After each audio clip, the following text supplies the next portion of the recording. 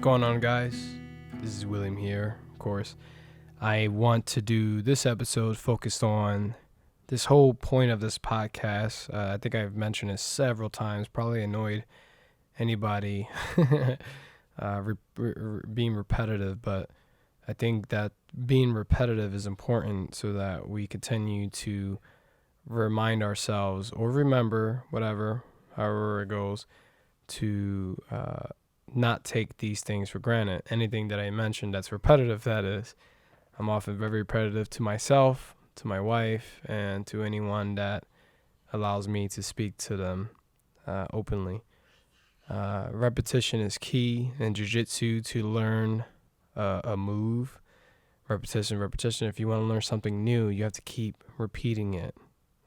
Now, it's going to naturally be annoying, but if you want to program yourself into let's say gratitude, if you want to have gratitude every day, if you want to remember, if you want to do this, I do this every morning. I have a sticky note to remind me. I try to do anything I can to remind myself to have gratitude every morning. And the only way by doing it is practicing gratitude, practicing the aspect of being present, practicing the aspect of being, of accepting, of practicing what I preach, so to speak, practicing what I practice. There's a lot, but ultimately, this episode is going to cover the whole point of this podcast of knowing nothing, William knowing nothing. I wanted to call it We Know Nothing, and I kept asking my wife, should I change it? She kept saying, keep it. I'm like, all right. I want to change it to We Know Nothing because I feel kind of weird saying William knows nothing. If people don't get what I'm talking about, often somebody may think that, oh, what's the point of listening to William if he knows nothing?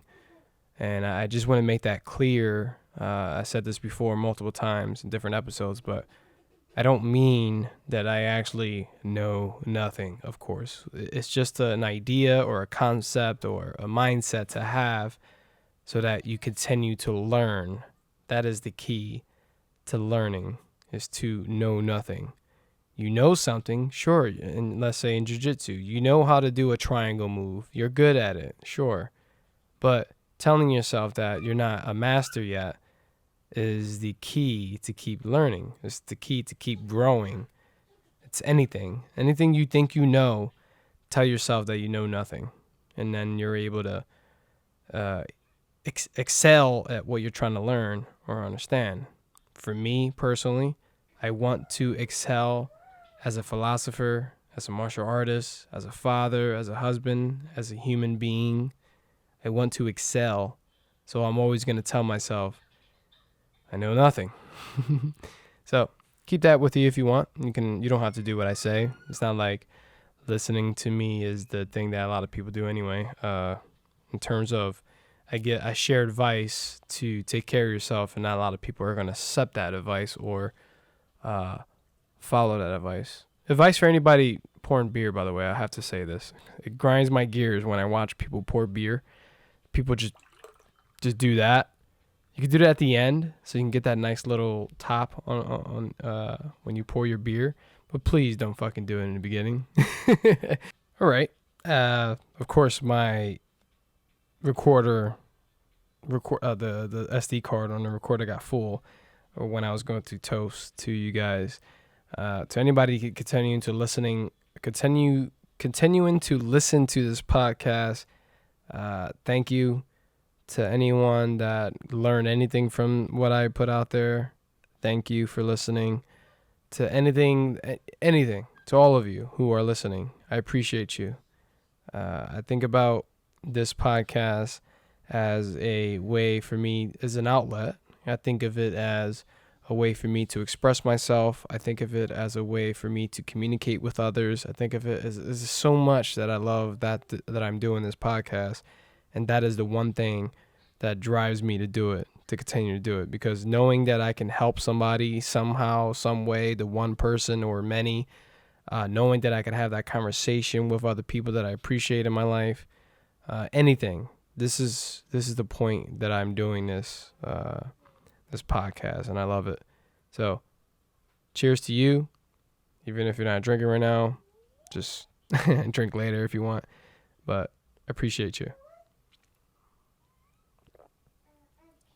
What I'm drinking here is Rogue Ales Dead Guy Brew. Dead Guy Ale, whatever. Yeah, it's I downloaded. I bought this the beer, the package, because it said paint your can dead. It's a paint your can dead contest that they're having. I honestly wasn't going to do this because I didn't want to advertise. This is free advertising, I guess, but the contest is ending soon anyway. I just thought it was fun because my daughter got to paint her own can. So as you can see, what I see personally is a wheel of fortune. It looks like a wheel of fortune in the sky, or it could be the sunlight. And that brown, it looks like a mountain with the road, the pathway going up towards it in the center. And right there is what I imagined my William Knows Nothing logo being there, or just me meditating or whatever. I just thought that was cool that she did this, and that's what I envisioned. For me, I'm painting my can. I just did the William Knows Nothing thing that I like to do, the swirl, the white swirl. I do that because my first time meditating, that's all I kept seeing was the warp. So I figured that would be my logo. It was one of my favorite things to do now, is to fucking play around with that idea. But I wanted to draw a skull, of course. That's their logo. And that it's growing from the ground. As you can see, the spine, it looks like a plant. And the brains are just hanging out there and bleeding down. And it looks like the skull grew out of the plant here, or the spine, and knocked over the hops. I tried my best to draw hops. The thing that they use to brew for hops is I lack the knowledge on this, but there's different kinds of hops that they use to brew beer, and yeah. So yeah, I thought it was cool to do this fun little experiment that I got to experience with my daughter, and I really don't care if I win or not. I really just cared that it was cool. It was a blank white canvas on a can that I got to paint on. And it was difficult to do it the way I wanted to do it, but it came out better than I expected, honestly. It's not the best, obviously. You look at these other submissions or whatever, so much better than mine, but I'm not a painter. I'm just an artist. I appreciate art in general, so I like to do anything that involves the creative mind, so to speak, podcasting and anything, regardless, making beer. It's awesome. The person making his glass. I appreciate all art, man, because that is the essence of our being, is art. Art is life to me. Just being here is art itself. Whether or not this is a simulation, it's a beautiful simulation. It's a wonderful world that we live in, of the balance of life, and that is that we are all here somehow, some way. Whether or not it's by God, it's here. We were created. We are the art, and we are creating art every step, every breath we take. We are creating art, whether we consider ourselves artists or not. My daughter over there, she's like a valuable lesson, and just a reminder that art is everyday life. It is why I love what I do.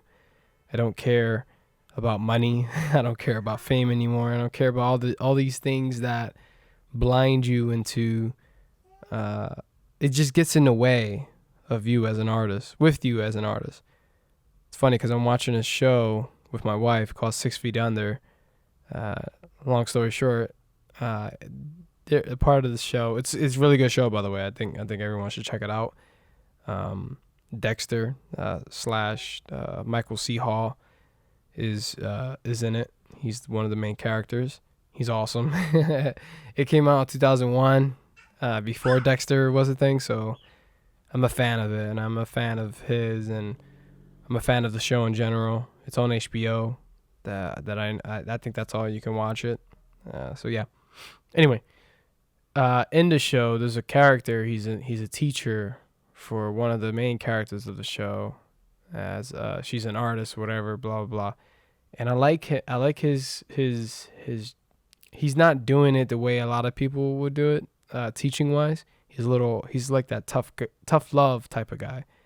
So me, I look at myself more as the reasonable, but then I throw my comedy side where it's that tough love type of shit where I'm like, fuck you, you better fucking look at this because no one gives a fuck. So I'm only bringing up that character because it's important for that. If you watch the show, I think it's season 3 that this character appears. This character is the essence of life. He explains art as get the fuck out of your own way. Stop hating yourself. Stop doing this. Stop doing that. Just fucking make the art. Who gives a fuck about whether you're famous or not? Make the art. Who gives a fuck about if anybody likes the art? Make the art. So that's just a shout out to all my artists out there who are stuck in limbo land like myself. When I was stuck in limbo land, sometimes I get stuck in there. When you want to not post anything or when you don't want to do something artistic because you don't have the support from other people. Fuck that. You have my support. If you are an artist, hit me up. I don't know. If you want some kind of value in your work to get it done, I can hit you up and just be honest with you, and give you constructive criticism or whatever. But just know that I'm going to be like that teacher where I'm going to give you that tough love and say, look, man, fuck it. Just make it. Who gives a fuck? Like I tell my daughter, here's a little lesson too. My daughter wanted to make the beer can, right? She wanted to paint this. She was excited. And I was like, cool. And I said, and I think my wife mentioned, oh, you should draw a skull to incorporate the art, blah, blah, blah. I'm getting to that because I just saw something. I'm like, oh, yeah, there you go. There's your skull. So anyway, my daughter got all up in her head and she couldn't draw a skull. So I tried to help her. I was like, look, you can do this, you can sketch, you can do that, blah, blah, blah. I Googled some skull sketches and she could just copy off of that and try to do that. I realized she was getting her own little way, so I said, all right, well, fuck it. Just do whatever, Jazz. You usually, when you make art, you feel it. Just let it out. Whatever you feel like doing, do it. Fuck the skull. Because she was spending too much time overthinking about drawing the skull, and I even drew a quick sketch, a cool-looking little skull for her, and she didn't like it. So I was like, all right, just delete it, erase it, and just do whatever you want. And here she is. She made her own little thing. And what I see now is that she actually, if you look at it clearly, she drew skulls. Like they're oddly shaped, like this right here. And see the eyes? Eye, mouth. That's a skull. That looks like an alligator skull. If you look at this one right here, eye, and there's another skull. And here's a skull right here. The form, she didn't, I don't even think she realized she did this. But she did her own skulls right here. Eye, mouth. I don't know. I can't say that's a skull. Maybe that's the top of the skull where it's cracked. See, I love this. Overall, though, it's for me. Just saying that is feeling the art. And if you listen to, I think my last 2 podcasts that I had, not the one with me and my wife, but the one with, I forget his name, Namek. I think it was him. I'm trying to remember the last one after that. Wow, I'm like forgetting my fucking guess. Oh, it was martial artist. That's right. It was Mark. Anyway, you listen to these episodes and they're focused on that, just feeling what you feel. Like Mark from Amerikick, he wanted to do a foundation. He's like, how do I fucking do this though? Because I want to do a lot for other kids. And he's like, you know what, just whatever. He went with it and he felt it. He did it. He did the thing he wanted to do and he just did it. COVID got in the way for different things and they still figured it out. Him and his wife figured it out. And that's life. That's life at work. That you putting your time into figuring shit out with art. It's hard to explain what I'm trying to explain it so that it makes sense, but I hope that makes sense. I hope you get my drift.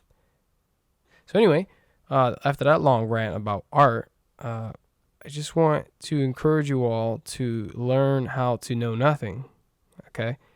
So there's different ways to look at knowing nothing. The one way I realize that, oh shit, this is why that's why even more why I love my podcast, William Knows Nothing, because now I know nothing. As in I know what it feels like to feel nothing. I know what it feels like to be nothing. I know what it feels like to just be nothing. Like I know what it feels like when you're sitting in meditation and you're empty, you're just there.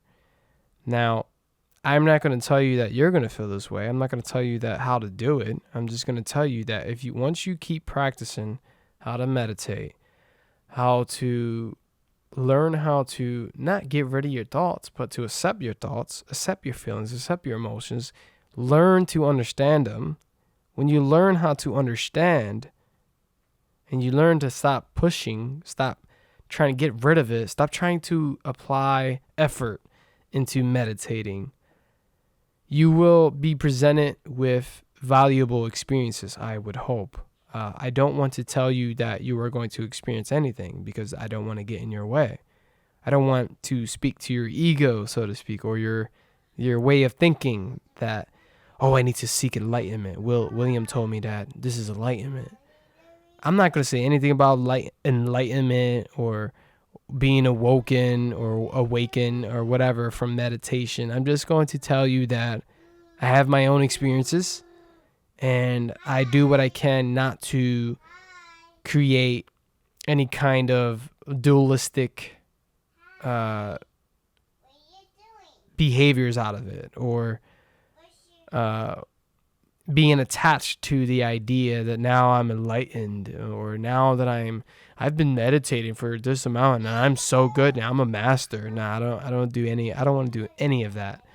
A part of me wants to tell people that I'm enlightened or I have wisdom now. I've gained a crazy amount of experience through meditation. I want to say that, but I don't want to say that, even though I just said that. But you get my point. I don't want to express that so that you can do it now. I don't want to tell people what to do, so to speak. Like, if you want to meditate, meditate. And I'm not going to tell you that you're going to change. I'm not going to tell you that you're going to be like me. I'm not going to tell you anything. I just want to share my experiences, and that's it. And whether or not that convinces you to practice meditating on your own, that's up to you. You got to have a purpose behind your meditation. Meditation is not for everybody, but it's for everybody. That makes sense. It's not for everybody as in it's not going to work for everybody, but it's for everybody to at least try. It's the same thing with jiu-jitsu, same thing with Muay Thai or any kind of martial arts. It's not for everybody to get punched in the face in martial arts, but it's for everybody to experience it, at least to try to experience it, because I think that's what we need as human beings. I've been learning about my temper more recently. You're learning it every time. Every time you wake up, it's a new day for you to learn. I was just speaking to my friend about this. I forget what he said. He said something about mastery. He doesn't, I forget the word he said exactly. I don't want to misquote him, but he said something about mastery, and then I basically said, right, yeah, I agree. Mastery is an illusion. It's something for us to fixate on because we constantly want to improve. We want to excel at something, so the mastering something feels good to us. We're like, oh, well, at least I get to master this thing. But for me personally, I've come to an understanding that mastery is an illusion. I'm still looking for that message, by the way, so let's see. Okay. He said, it goes by what I've been believing. Never a master, always a student. I love that too. That's another quote. 'Cause he said that because I said, the conversation started when he said, but I mean, I'm not practicing anything really at the moment. After I asked him what does he mean about believing in humanity? Because I asked him what does he believe recently, because we had a conversation about religious views or whatever, and he said humanity pretty much, and I'm like, cool, man. And I was like, he said, I mean, but I'm not practicing anything really at the moment. And I'm like, you're not practicing at life? Because that's my question. It's like, every day is a practice of living our lives. That's the way I see it. But it's you want to call it belief, whatever. But you got to pay attention to what you mean about practice. What does practice mean? And he said, haha, it ain't practice. I'm living it. And I'm like, ah. And I said, that's one way to look at it. Because I'm like, I don't want to disagree with him. That's his view. But I wanted to add the other way that we could always, the other way that could be is that we are always in practice of living this shared experience of our own reality and the connected realities of consciousness. And I'm only saying that because, like I just mentioned earlier, I'm constantly at practice with being present, with being grateful, with being a father, a husband, blah, blah. I'm always at practice with something. There's always something to live by every day that I have to practice on, to master. And he said, after that, he said, goes by what I've been believing. Never a master, always a student. And I'm like, indeed, dude, mastery is an illusion for us to keep excelling. I'm going to bring, that was my friend David and I having a conversation. We did an episode on, I think it was episode 32, 34, around there. David Kong, me and him like had a lot of fun talking about, I believe we were talking about fitness and martial arts and just getting out there and following the art. He's an artist too, by the way. He's an actor. And at that time, this is before COVID, I think. I think this is when no, this is during COVID. So he had to stop He had to stop acting because I don't remember. Anyway, the whole point is every day in your life is a practice of being, and I just wanted to keep that for you to keep that in mind. If you want to take that with you. If you don't, that's fine. I'm learning how to speak to others about things without being attached to my own views and religion or whatever the word is. I was going to say religion, but there's no religion that I have that, even though my ego wants to make it a religion. But I know that group thinking it's imperfect. It's not a good way of living this reality, in my perspective. I could be wrong, but just judging by what we see with religion in general, we see the issues with people who are extremists. And that's why I try to be careful with what I say. So that includes all the insights I gather, anything that I collect from meditation, or whenever I experience something like my dream I had last night. I had a dream that I took mushrooms through chocolate. I ate a piece of chocolate and it was mushrooms, and I don't know, I had an insight that I already knew, but it was just anything that, even if you already know it, like I said, I know nothing. I am learning. I'm continuing to learn. Oh, okay. A reminder, whatever it is. A reminder that love is passed through the human experience. Love is passed through the very veins of our being. It's a thing that we are often lived by with our shared experiences of reality. Love. You think about love, compassion, and all the positive shit that we live by. It's like that's what we all want. We all want that. We all value it for the most part. But we have to understand that the balance of life is not like that. There's going to be negative things. There's going to be evil things. There's going to be good and evil no matter what we try to do to fight it. We can try to fight evil all we want. We can try to hate and do whatever. Hate the hate. However we want to do it to deal with the thing. We are human beings after all. But just know that we're never going to get rid of it. That's the acceptance of life. That is the balance. And that is the ongoing experience and acceptance. That is life. And that is just being in the moment presently as much as you can. Being mindful. What are you doing? Who are you? Are you a father? Are you a wife? Are you a girlfriend, boyfriend? Are you a son, a father, mother, whatever? Whatever you are, who are you? It makes me think about the caterpillar from fucking Alice in Wonderland. Who are you? I think that movie has a lot of valuable lessons too, by the way. My daughter watched it several times because that's her favorite movie, and I'm going to watch it or something. So I can maybe gather something from it besides, who are you? But one of my favorite insights is that we're all mad, from the Cheshire Cat, whatever that's how you say it, right? Cheshire Cat. He says, we're all mad here. Like, we are all definitely mad, whether we want to agree with that or not. We all have the evil within us. It's just one little snap of the finger, the one little tick, the one thing that's going to make us do the terrible move because we're so righteous. We have to understand that too. I was going to pick up my beer drink. I might as well drink it. Overall, all this shit that I just ranted about, it's all me just spilling out shit that I understand and that I don't understand. Accepting that all of that is nothing. Why? Why do I say it's nothing? Are those words here presently with me? Did they spit out my mouth and they're right here? I'm spitting out nothing but what you hear with consciousness, of course.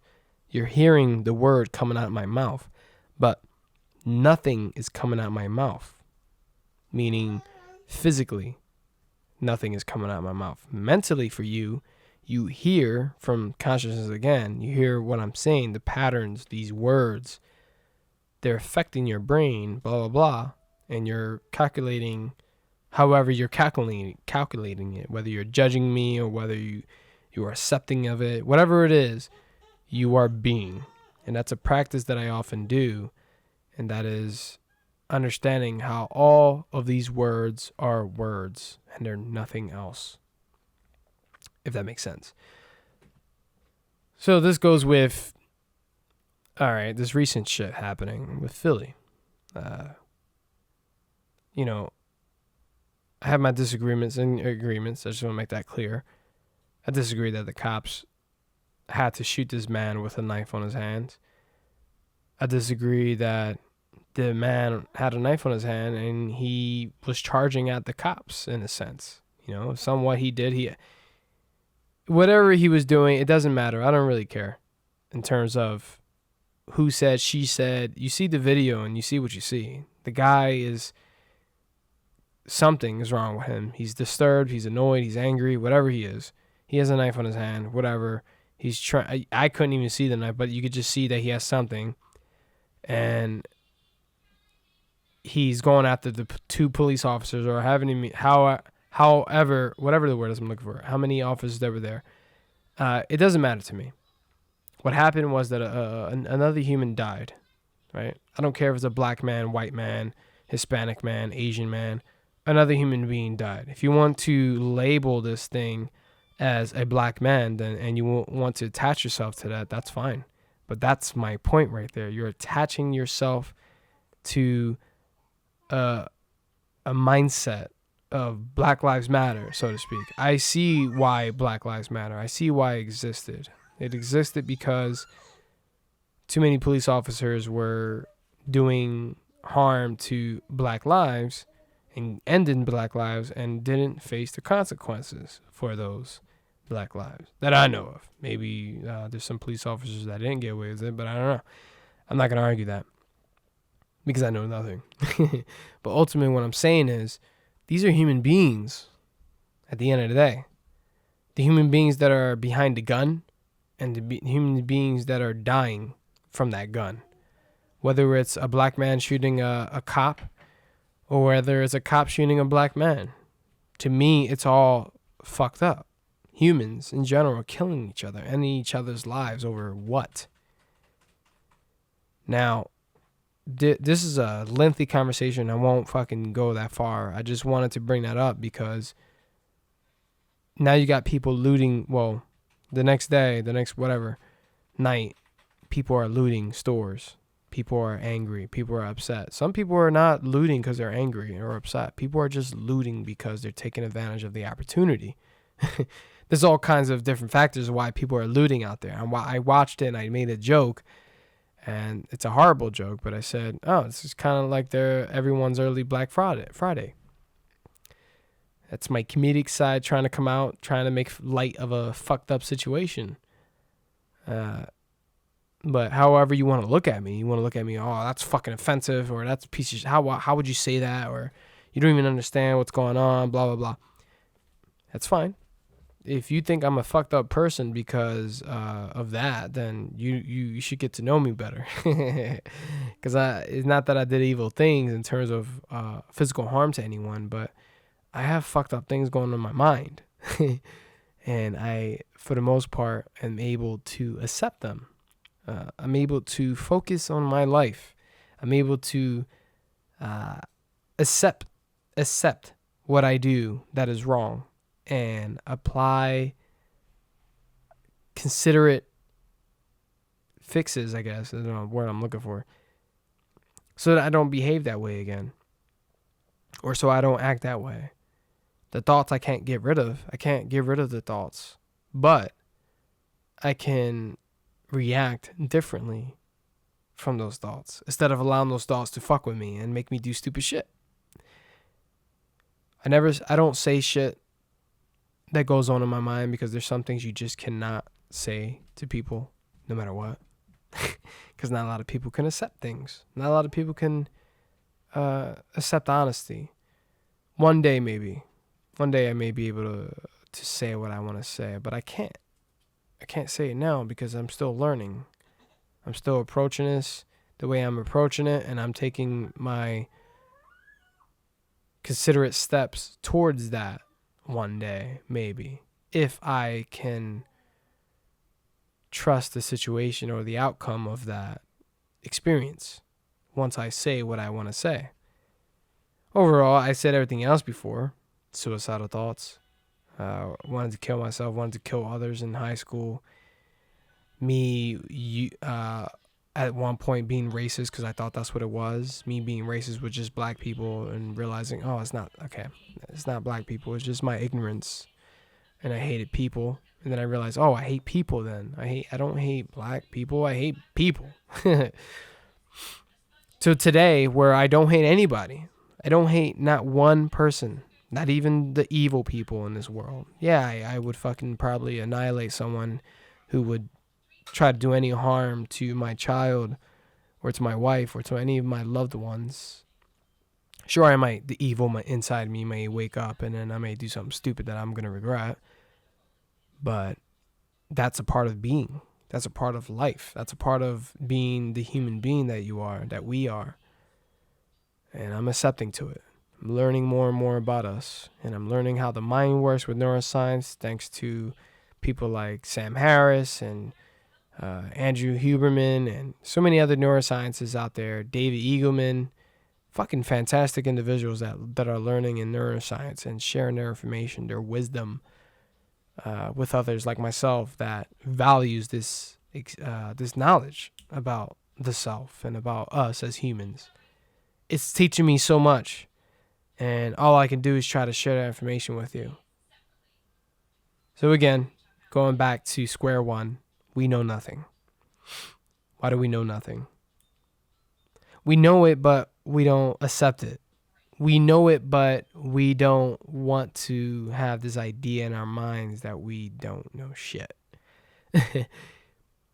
Perspective right here is you looking at the world, then looking at the universe, then looking at the universe as a whole. Where is the universe at? And then expanding further back to any other kind of perspective that you can do, that this is a multi-universe. We are so fucking tiny. We're the tiniest of the tiny. And then there's tiny things going beyond us. This cup is smaller than me. This liquid, each particle of this liquid that is grouped together in this cup is smaller than the cup, smaller than the whole water itself. It's everything, dude. It's all weird fucking balance. Speaking of balance, I brought this up before as a metaphor. This cup metaphor. The glass half empty, half full. I want to talk about that real fast. Is that this when you have this mindset of looking at this cup and seeing that this cup is awesome. This glass is one of my favorite glasses. Why is this my favorite glass? Because the way it's made, it looks like a dragon skin. It has an emblem from the Starks on Game of Thrones. Hence me wearing Jon Snow's fucking the Night Watch or whatever. Like I love this show so much. Look at me. I have a Night Watch fucking costume on, drinking out of a Stark family cup, and I love it. Okay, I'm attached to it, right? I'm attached to this idea from a book that someone made from their imagination or whatever, and here I am living that experience. Yet I tell myself not to attach myself to things, not to be too attached. That is, I can attach myself to things. It's fine. I can attach myself to this cup or whatever, but once it breaks, I have to understand and accept that it's broken. And it's from this book I'm reading, The 5 Invitations. I'm still reading it, by the way. I'm halfway through. But it's me being a slow reader and me not being a dedicated reader like my wife, who will read a book within 2 weeks or faster. But in that book, it talks about a Thai meditation practitioner or whatever he mentioned, or a teacher. He mentioned that, I'm summarizing this shit, but I posted this on my Instagram if you want to check it out. It's from William Knows Nothing page on Instagram if you want to look that up. You'll see a post about the page of the book and what I explain in that, what happened that day and all that. And then it's a crazy thing that happened, the coincidences from the glass that I posted before, this cup that I liked that we got recently, and then me explaining to my daughter what the glass half empty, half full concept was, explaining what privilege is, and then the next night or the night following night, the night after, I read this book, and then that part came out about the glass not glass half empty, but the broken glass metaphor. And I was like, wait, what? And then the next morning or the next day, I don't remember the time frame, but that glass fucking broke. And I was like, fuck. And then, I was like mind blown after that. It was crazy. Crazy experience. But that is because I'm paying attention. I'm paying attention to everything. And I'm being mindful of everything that happens. And I'm grateful and blah, blah, blah, blah, blah, blah, blah. Ultimately, though, the glass half empty, half full. You look at it, right? Is it half empty or is it half full? And there's different ways of looking at this. And I think if you are a person who can see that there's different ways of looking at this, then you are a person that's open-minded. And you can look this up, glass metaphor, and you'll see that there's so many different ways of looking at it. The realist, the pessimist, the optimist. The optimist will say that the glass is half full. The pessimist will say that the glass is half empty. The realist will say that this is a glass and it's holding the cup of liquid. What it said I was, what is it called? The naturalist or whatever the fuck it said. Now I want to look it up. Basically, me accepting that this is half empty and half full. That made me a relativist. That's what it was. Glass metaphor. And there's other ones. I'm not gonna go too deep with this, but to bore you. But there's definitely, if you look this up, it's perspective overall, and that's the lesson that you could take from this is perspective. Knowing nothing. For you to know nothing is for you to understand that you lack perspective. For you to know nothing is for you to accept that you lack perspective and that there's different perspectives out there. Like that police shooting thing. There's different perspectives out there. One would say that the cop was wrong for shooting that black man with a knife. The other side, that's as empty, would say, well, maybe the black man shouldn't have had a knife on him chasing the cops, and maybe the cops wouldn't have to shoot him, blah, blah, blah. And then me looking at both sides saying, maybe we don't know. How many people have the police encountered that had a weapon or didn't have a weapon and they didn't shoot him? 90, I don't know the percentage, but now it's this one time that it happened, and the outcome was what the usual outcome. It goes against Black Lives Matter organization, whatever, and now everyone is upset, and now we're looting, and now we're causing harm on stores, and I'm trying my best not to be biased, but ultimately I disagree with a lot of things. But that right there is accepting that this is a big part of life, even disagreeing with it, and that's okay. Sure, I disagree with the person who's saying that, well, the person who had the cops need to learn better not to shoot somebody with a knife. I disagree with them, and I disagree with the person with, well, the person had a knife, and therefore the cops have every right to shoot him. He know better than that. I agree. I disagree with that person too. I see that all sides of the cup, whether it's half empty or half full, it matters to look at it in that perspective. And you could disagree with me. It's fine. Because this is the way of life. People are so reaction. I don't know how to say the word. People are reacting like in an instant. That's what they want to do. And it's fine. If you want to react to your belief or to your ideology or whatever your thoughts are, you want to react with your thoughts, that's fine. But to get what I'm talking about, this whole episode is knowing nothing. If you want to learn how to be nothing and accept that nothing is, then you have to learn all these different things to get to this point. It comes with just being and teaching yourself every day. Even your constant bickering with people on social media, or the constant bickering with yourself or your spouse or your parents or whatever it is that whoever it is that you bicker with, whoever it is that you hate and you're upset, you're offended, all these different attachments that make you feel miserable. If you don't learn how to be in that misery to see what that misery is and why do you feel that misery, then I don't think you're ever going to learn until you do that. And you're always going to be this character that you set yourself to believe. Knowing nothing takes for you to adapt and accept. Adapt for what is and accept that what is not and what is. To accept that you are this way and to adapt that you can change it, that you can grow. If you learn about neuroplasticity in neuroscience, you learn that the human mind is fucking complex, man, and amazing and beautiful and disgusting and disturbing and evil, but awesome at the same fucking time. It's everything. It's balanced. This life is balanced. It's an ongoing balance that it's never perfectly balanced. That makes any goddamn sense to you, because that's a what do you call it? I don't know. I forget the word. Catch-22. You know what I'm saying? It's like it doesn't make sense. It's a clash. But that's it.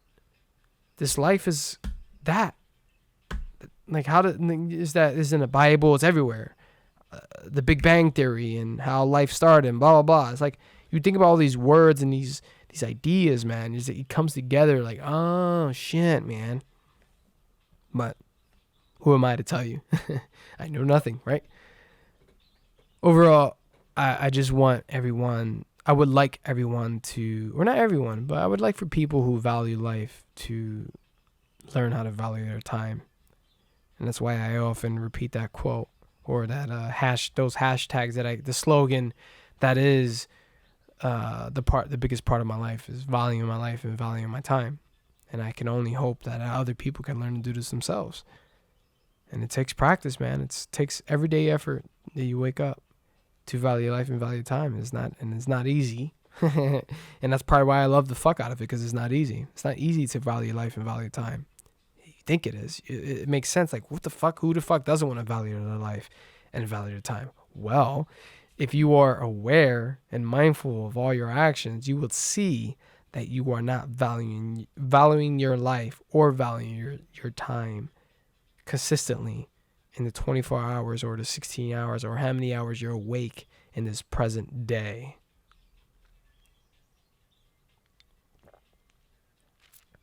I can only hope that one day I'm able to teach as many people as I can that can learn from my shared experiences, but I only hope for that because I want to do well for others, and I have this thing in me that it's like my mom and whatever is passed on to me, and I have that side of me that is compassionate, that wants to help. And I see that, okay, being compassionate doesn't mean it's not actually effective in comparison to the people who are being comedians. Like that's the other side, that I'm funny, or I think I'm funny anyway, and I want to release my funny to others, and maybe that is the way I can express my philosophy towards others, so that just to get people to think. And I plant seeds, and you either accept it to let it grow, or you take it out of your pot and you throw it away, and you don't want that. It's fine. I'm detached from any of my ideas and concepts and teachings and whatever, my values towards other people. I completely try to learn. That's another thing to learn, is to detach myself from that. Whether or not people want to listen to me, whether or not people accept me for who I am, whether people or not judge me. There's so many people that are going to judge me, of course. They see my wacky or shitty, offensive comedy that they're like, oh, fuck this guy. Who the fuck is this guy? Who the fuck you think he is? Or the people that attach themselves to the fucked up William that I was. I was fucked up, man. And I still am fucked up, but it's different. It's definitely different. I'm wiser. I'm way more mindful of my actions, and I'm way more attentive to my being than I was before. Before, I was very just doing it and seeing, oh fuck, I fucked up there. Oh, now I'm insecure. I wonder if they accepted it. Oh fuck, blah blah blah blah blah. The story goes on how depressing I was. But you got those people that are addicted to that attachment to that. Maybe it's because misery loves company, as they say. Maybe it doesn't matter what the factor is. The fact is, a lot of people don't like me. What it seems like, there's people that don't like me now in comparison to the way I was before. It's weird. It's a weird thing that now I'm way better. I'm way better than I was. And I'm happier and I'm peaceful, blah, blah, blah. But people don't like that, it seems. I don't know if it's good. I don't know. Again, there's different factors out there. But that right there is, I don't know if that's an insecurity, but that's something I'm aware of and something I do get insecure of. And I'm like, oh, what the fuck? Why aren't they cool with me anymore? Or why can't I get people's approval? Blah, blah, blah. The list goes on because I'm a human being at the end of the day, motherfucker. I'm a human fucking being. I talked to my wife about this because she asked me, why the fuck do you care about these people? They don't give a fuck about you. And why do you care? Blah, blah, blah. And I always have to remind her, look, it's not that I'm the mindful William doesn't fucking care. The mindful William just wants to be. And I appreciate those who value me. But the ego, the default mode network, the human William that I am, whatever it is, that's the one that attaches himself to these things that fuck shit up, that give him the struggle. I don't know what it is. That's just our basic human nature to be accepted by others, not to be hated. Not, it depends on who you are. For me, I never want to be hated, but it's also for me to accept that people are going to hate me, even if they don't know me. It's fine. It's okay. So if you hate me because I have a different opinion, if you hate me because I have a different viewpoint than you do, that's fine. You can hate me. You don't understand me. That's all. It's okay. And that's how I look at life. That's how I look at other humans and how they fight each other over left versus right. Over, you're voting for Trump? How dare you? I'm offended. Or you're not voting for Biden? That's a vote for Trump. Or like whatever, vice versa. I don't attach myself to any of that shit. And I used to. And it was bad. It's harmful for us. It's bad for us. And again, this is a balance because I realized that being too, what's the word I'm looking for? Being too much of this, so to speak, letting go of everything, of not being a person, not being a human being, is also bad too, in a sense, in terms of the approval or the connection with others. So there's a balance there, and it's always something I'm tweaking into learning to learn to understand. And simply put, Whoever values me will value me, and I will be in their life. I will be in your life if you value me, and I will value you. But if you don't value me and you're looking at me and you're judging me, then hey, I gotta toss you aside and fuck it. This is whatever. It is what it is. There's 7 billion plus of us. And you think I should give a fuck about you, the one person who doesn't like me? There's over 6 billion, 7 billion people that don't know me still. And there's how many billion or how many million that need someone like me in their life to speak to them, have a conversation, give them love, show them love, value them.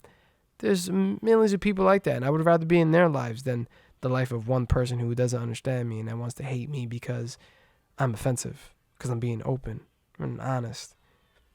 That's all I can say. Anyway, this is it. This is all the experience. This is all the stuff that I wanted to explain with what it means to be nothing. I think I shared this story before, but one of the meditating experience I had was feeling like nothing, feeling empty, not feeling like I have my body, not feeling like I was thinking, not feeling like I was meditating, just nothing, darkness, emptiness, nothing, just felt nothing, literally felt nothing, if that makes any sense. I really mean literally feeling nothing. And when I felt nothing at that moment, when I was nothing, and when I was empty, it was blank, dark, empty, I was like, oh, so this is nothing. One way of looking at it. And now I was like, oh, there's a thought, though, of me thinking that this is nothing. So what is nothing? And it made me wonder what is nothing. And that is all that is being right now, physically. Like this drink. I'm drinking it. Mm-hmm. I taste it. And now it's gone. The taste still resonates or whatever is still there on my tongue. I can still have that. I still have that aftertaste. But now there's nothing in my mouth. Soon there's going to be nothing in this cup. Soon there's going to be nothing in my life. So technically what I'm trying to say is I died when I meditated, because when you die, who knows what you feel? Maybe it's nothing. Maybe it's emptiness. We don't know. I'm only bringing it up because having that experience taught me something so important in my life. And that is, no matter how you look at this world, this reality that you live in your own experiences, knowing nothing, feeling nothing, being nothing is zero. The effect of 0 to 1, the zeros and ones in the computer world, that's our lives. We're 0 and then we're 1. And I don't know if I sound crazy. I sound crazy. But ultimately what I'm trying to say is being in the moment. That's it. Being in the moment, being present. That's it. I don't want to confuse anybody about what I mean about nothing, but I'm still learning about that, of course. I'm still learning about accepting all that comes and goes, impermanence, everything. And being the one to apply gratitude and all that I learn, the philosophies that I gather, the philosophy that I experience and partake in and create, whatever. It's all me being the one thing to express myself and to be that one to make this life that much better for myself and maybe for others, including my wife and kids. And in retrospect, with being nothing, feeling like nothing, that right there is another way to learn about that. What does it feel like to feel like nothing? What does it feel like that nobody likes you? What does it feel like nobody loves you? What does it feel like to be peaceful? All these things you can think of that feels like nothing. It's weird to explain, but think about all that shit. If you ever felt depressed, mainly. If you feel depressed, you feel like, man, I'm depressed and all that, whatever. This goes back to my old me, but why do you feel this way? Over what? Nothing's there. Nothing is happening. No one is torturing you. It's just you and your mind. There's nothing going on. That nothing word is so mysterious because nothing is there.